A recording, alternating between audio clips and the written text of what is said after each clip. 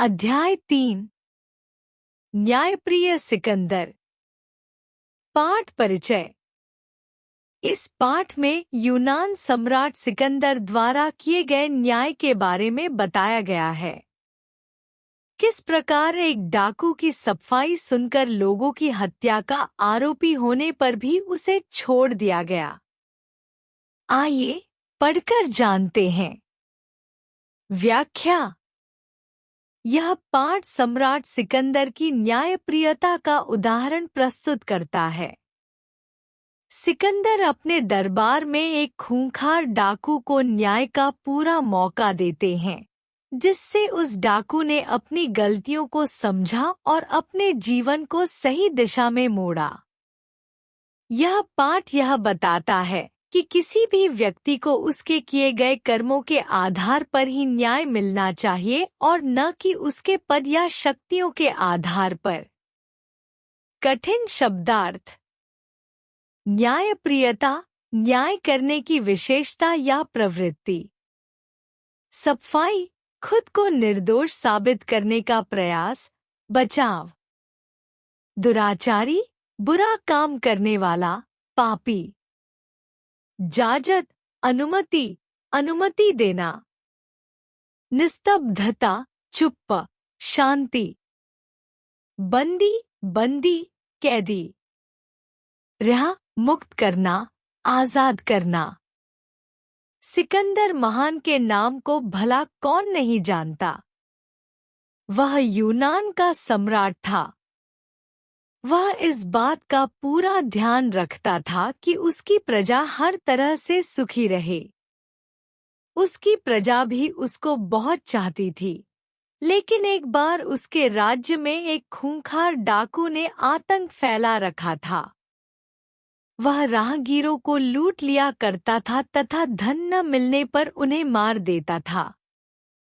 व्याख्या। सिकंदर महान, यूनान के सम्राट, का नाम पूरे विश्व में प्रसिद्ध था। वह अपनी प्रजा के सुख और शांति का ध्यान रखते थे और यह सुनिश्चित करते थे कि उनके राज्य में हर कोई खुशहाल रहे। उनकी प्रजा भी उन्हें बहुत प्यार करती थी। लेकिन एक बार उनके राज्य में एक खूंखार डाकू ने आतंक मचा रखा था। यह डाकू रास्ते से गुजरने वाले लोगों को लूटता और यदि उसे कोई धन नहीं मिलता तो वह उन्हें मार डालता था। कठिन शब्दार्थ। सम्राट, राजा, शासक। प्रजा, लोग, जनता। आतंक, भय, डर। राहगीर, यात्रा करने वाला व्यक्ति। लूटना, चोरी करना। खूंखार, क्रूर, निर्दयी। डाकू के आतंक से प्रजा परेशान हो रही थी। एक दिन उसे पकड़कर सिकंदर महान के सामने पेश किया गया। अब क्या था, वह खूंखार डाकू रस्सियों में जकड़ा हुआ सिकंदर महान के सामने सिर झुकाए खड़ा था। व्याख्या। डाकू के आतंक से प्रजा बहुत परेशान हो गई थी।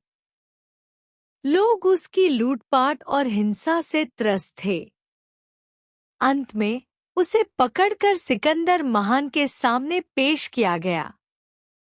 वह खूंखार डाकू, जो अब तक लोगों से डरपोक होकर लूटपाट करता था, अब सिकंदर के सामने खड़ा था, सिर झुकाकर, क्योंकि वह जानता था कि उसे अब उसकी कड़ी सजा मिल सकती है। कठिन शब्दार्थ। आतंक, भय, डर। प्रजा, लोग, जनता। पेश करना, किसी के सामने लाना। रस्सियों में जकड़ा, रस्सियों से बांधना। सिर झुकाए, सिर नीचा करके, सम्मान या डर दिखाते हुए। सैनिकों के साथ हुई झड़प में वह घायल हो गया था। उसके चेहरे पर घाव तो थे, पर उसके चेहरे पर भय का नामोनिशान न था। ऐसा लग रहा था जैसे उसे अपने प्राणों से कोई मोह नहीं हो। मौत मंडराने पर भी वह पर्वत की भांति अटल खड़ा था। उसके स्थान पर कोई और होता तो वह डर से ही मर जाता। व्याख्या। डाकू ने सैनिकों के साथ एक भयंकर झड़प में हिस्सा लिया था, जिसमें वह घायल हो गया था। उसके शरीर पर घाव तो थे, लेकिन उसके चेहरे पर किसी भी प्रकार का डर या भय का कोई भी संकेत नहीं था। ऐसा लगता था कि उसे अपनी जान की कोई परवाह नहीं थी। मौत उसके पास खड़ी थी, लेकिन वह पर्वत की तरह अडिग और स्थिर खड़ा था, जैसे कोई भी स्थिति उसे डिगा नहीं सकती थी। अगर उसकी जगह कोई और होता तो वह डर से ही मर जाता, लेकिन यह डाकू पूरी तरह से निडर था। कठिन शब्दार्थ। झड़प, लड़ाई, संघर्ष। घायल, चोटिल, जख्मी। नामो निशान, कोई निशान, कोई संकेत। मोह, लालच, अटैचमेंट। मंडराना, घूमना, आसपास होना। अटल, स्थिर, दृढ़। काफी देर तक उसको घूरने के बाद सिकंदर महान ने जोर से कहा, तुम क्षमा के लायक नहीं हो। तुम घोर पापी और दुराचारी हो। तुमने मेरी प्रजा को कष्ट दिया है। न जाने कितने लोगों का खून बहाया है। तुम्हें तुम्हारे पापों की सजा दी जाएगी। क्या तुम अपनी सफाई में कुछ कहना चाहते हो? व्याख्या। सिकंदर महान ने डाकू को काफी देर तक घूरते हुए देखा। उसके बाद उसने गुस्से में आकर डाकू को बताया कि वह क्षमा के लायक नहीं है, क्योंकि उसने न सिर्फ लोगों को कष्ट दिया था बल्कि कई लोगों की हत्या भी की थी। सिकंदर ने डाकू को सख्त शब्दों में कहा कि उसे उसकी की गई गलती की सजा दी जाएगी। फिर उसने डाकू से पूछा कि क्या वह अपनी सफाई में कुछ कहना चाहता है, ताकि उसे न्याय का पूरा मौका मिल सके। कठिन शब्दार्थ। घूरना, गहरी नजरों से देखना। क्षमा, माफी, फॉरगिवनेस। पापी, बुरा व्यक्ति, सिनर। दुराचारी, बुरा काम करने वाला, ईविल डूअर। कष्ट, दुख, परेशानी। सफाई, अपने आप को सही ठहराना, जस्टिफिकेशन। डाकू ने दृष्टि नीची करते हुए कहा, जहांपना, मैं आपकी न्यायप्रियता के बारे में खूब सुन चुका हूँ। यह भी सुना है कि आपके हाथों किसी निर्दोष को सजा नहीं दी जाती। फिर भी अगर इजाजत हो तो मैं कुछ कहूँ? इजाजत है। सिकंदर महान का स्वर राज दरबार में गूंज उठा। मेरे दरबार में तुझ जैसे पापी को भी अपनी सफाई देने का पूरा मौका मिलेगा। जो कुछ कहना चाहता है बिना डरे कह दे। तेरे साथ पूरा न्याय किया जाएगा। व्याख्या।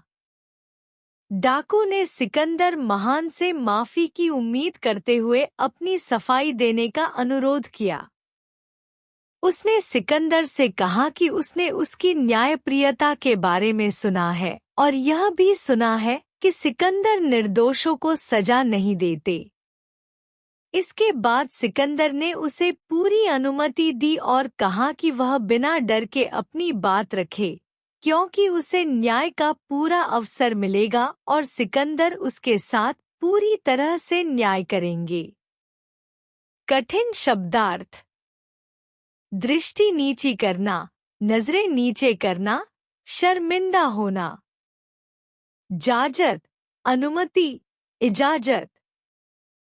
सफाई, अपनी बातों का स्पष्ट और सही होना। दरबार, राजा का कोर्ट या अदालत। निर्दोष, जो किसी अपराध में दोषी न हो। पापी, बुरा व्यक्ति। यह सुनने के बाद वह घायल डाकू बोला, जहांपनाह, मैं एक कैदी हूँ। मेरा जीना मरना आपकी दया पर ही निर्भर है। आप मुझे खूंखार डाकू कहें या फिर घोर पापी कहें और भी जो जी चाहे वह कहें। आप सम्राट हैं, ताकतवर हैं। दुनिया आपके समक्ष सिर झुकाती है और लोग आपसे डरते हैं, लेकिन अब आपके सोचने की बारी है। व्याख्या। यहाँ डाकू ने सम्राट सिकंदर से अपनी बात रखते हुए कहा कि वह एक कैदी हैं और उनका जीवन और मृत्यु सिकंदर की दया पर निर्भर है। डाकू ने यह भी स्वीकार किया कि उसे खूंखार डाकू और पापी कहा जा सकता है, लेकिन अब सिकंदर को अपनी सोच पर विचार करना चाहिए। डाकू ने सिकंदर से यह कहा कि वह सम्राट हैं, जो ताकतवर हैं, जिनकी वजह से लोग उनका सम्मान करते हैं और डरते हैं। अब सिकंदर को यह तय करना है कि वह क्या निर्णय लेते हैं। कठिन शब्दार्थ। कैदी, बंदी, बंदी बना हुआ व्यक्ति। दया, कृपा, मेहरबानी। खूंखार, बहुत क्रूर, शातिर। पापी, गुनाहगार, बुरा व्यक्ति। सम्राट, राजा, शासक। ताकतवर, शक्तिशाली, ताकत रखने वाला। सिर झुकाना, सम्मान करना, अधीन होना। अपने हृदय पर हाथ रखिए और शांत मन से विचार कीजिए। जिसने बहुत से देशों को लूटा हो, हजारों घर बर्बाद किए हों, हजारों बच्चों को अनाथ किया हो, औरतों को विधवा किया हो और खून की नदियां बहाई हों, क्या वह दोषी नहीं है? उसे किस नाम से पुकारा जाना चाहिए? क्या उसे भी दंड दिया जाना चाहिए? क्या आप उसे भी मृत्युदंड देंगे? मैं प्राणों की नहीं, बल्कि न्याय की भीख मांगता हूँ। व्याख्या। यहाँ डाकू सम्राट सिकंदर से अपील करता है कि वह अपने हृदय पर हाथ रखकर सोचे और समझे कि जिस व्यक्ति ने कई देशों को लूटा, हजारों घरों को नष्ट किया, बच्चों को अनाथ किया, महिलाओं को विधवा किया और रक्तपात किया, वह व्यक्ति दोषी नहीं हो सकता है। वह पूछता है कि उसे किस नाम से पुकारा जाएगा और क्या ऐसे व्यक्ति को दंड मिलना चाहिए। इसके बाद वह सम्राट से कहता है कि वह अपनी जान की नहीं, बल्कि न्याय की भीख मांगता है। कठिन शब्दार्थ। हृदय पर हाथ रखना, आत्ममंथन करना, विचार करना। लूटना, चोरी करना, हमला करना। बर्बाद करना, नष्ट करना, तबाह करना। अनाथ, जिनके माता पिता नहीं होते। विधवा, जिसके पति की मृत्यु हो चुकी हो। खून की नदियां बहाना, बहुत से लोगों की हत्या करना। मृत्युदंड, फांसी की सजा। डाकू के इन शब्दों के साथ ही दरबार में निस्तब्धता छा गई। सभी दरबारी और उपस्थित लोगों की आंखें सिकंदर महान के चेहरे की ओर जा टिकी। यह सोचकर हैरान होना स्वाभाविक था कि एक डाकू जहांपनाह के साथ इस तरह बोलने की हिम्मत कैसे कर सकता है। बादशाह स्वयं सोच में पड़ गए। उन्हें अब इस बात का एहसास हो गया था कि यदि एक बादशाह दूसरे राज्य पर आक्रमण करता है, तो उसके परिणाम यही होते हैं। व्याख्या। जब डाकू ने सिकंदर से इस प्रकार बात की, तो पूरे दरबार में सन्नाटा छा गया। सभी दरबारी और वहां मौजूद लोग यह देखकर हैरान थे कि एक डाकू, जो अपराधी है, वह सम्राट से इस प्रकार निडर होकर बात कर सकता है। इस बात ने सिकंदर को सोचने पर मजबूर कर दिया। सिकंदर ने समझा कि जब वह अन्य देशों पर आक्रमण करते हैं तो उसी तरह की तबाही और दुख लोगों को झेलना पड़ता है, जैसा कि इस डाकू ने अपनी बातें रखते हुए बताया था। कठिन शब्दार्थ: निस्तब्धता, शांति, मौन, हिम्मत, साहस, उत्साह, आक्रमण, हमला, किसी पर चढ़ाई करना, परिणाम, फल, नतीजा। सिकंदर महान की जुबान पर मानो ताला पड़ गया था। उनकी गर्दन झुकी हुई थी। आज वह एक डाकू की निडरता के आगे लाचार से लग रहे थे। व्याख्या: सिकंदर महान को डाकू की बातें सुनकर चुप हो जाना पड़ा और वह लाचार से महसूस करने लगे। उनकी जुबान नहीं खुल रही थी और उनकी गर्दन झुकी हुई थी। यह स्थिति बताती है कि एक डाकू की निडरता और सही शब्दों ने सम्राट सिकंदर को आत्मविश्लेषण करने पर मजबूर कर दिया। वह यह सोचने लगे कि उनका खुद का आक्रमण दूसरों के लिए कितनी बुरी स्थिति उत्पन्न कर रहा है, जैसा कि डाकू ने अपनी बातें बताई थी। कठिन शब्दार्थ: जुबान पर ताला पड़ना, चुप हो जाना, बोलने की स्थिति न होना। निडरता: बिना डर के होना। लाचार, कमजोर, असहाय, किसी काम को करने में सक्षम न होना। इतने में सिकंदर महान का स्वर फिर गूंजा, बंदी को रिहा कर दिया जाए। सारा दरबार इस फैसले से हैरान था। डाकू को बंधन मुक्त किया गया। वह बादशाह के चरणों में झुक गया। बादशाह की न्यायप्रियता से वह एक भला इंसान बन चुका था। उसने अपना शेष जीवन आम लोगों की सेवा में बिताया। व्याख्या: सिकंदर महान ने अपनी न्यायप्रियता और दया का परिचय देते हुए डाकू को रिहा करने का आदेश दिया। यह फैसला सभी दरबारियों और उपस्थित लोगों को हैरान कर गया, क्योंकि एक खूंखार डाकू, जो काफी समय से आतंक मचा रहा था, उसे एक सम्राट ने बख्श दिया। डाकू ने सिकंदर के सामने अपना सिर झुकाया और उसकी न्यायप्रियता का कृतज्ञता से आभार व्यक्त किया। इसके बाद डाकू ने अपना जीवन पूरी तरह से बदल लिया और लोगों की सेवा में बिताया। कठिन शब्दार्थ: रिहा करना, मुक्त करना, आजाद करना। बंधनों से मुक्त करना, गिरफ्तारी या कैद से छूटना। न्यायप्रियता: न्याय का पालन करने की विशेषता, न्याय के प्रति सचेतता। आम लोग, सामान्य लोग, समाज के सभी सदस्य।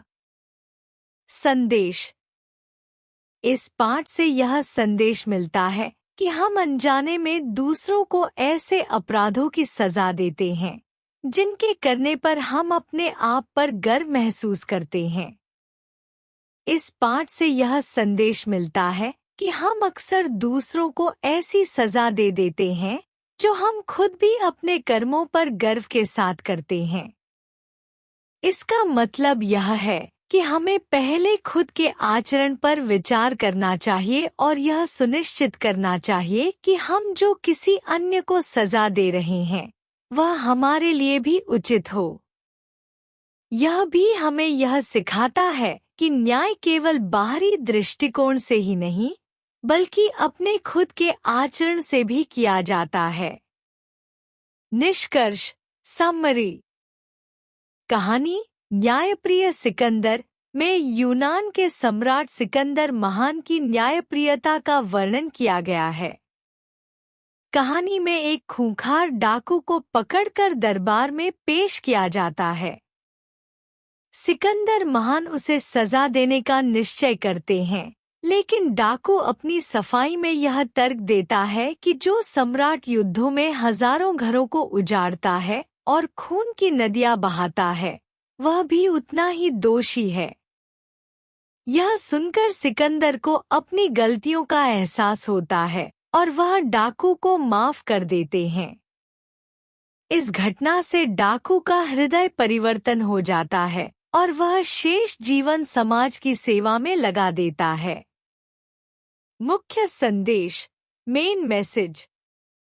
सच्चा न्याय वही है जो दूसरों के साथ साथ स्वयं के कार्यों को भी ईमानदारी से परखे। तर्क और निडरता से सच बोलना परिवर्तन का कारण बन सकता है। प्रत्येक व्यक्ति को दूसरा मौका देकर उसे सुधारने का अवसर देना चाहिए। शक्ति का उपयोग केवल दंड देने के लिए नहीं, बल्कि सुधार लाने के लिए भी होना चाहिए।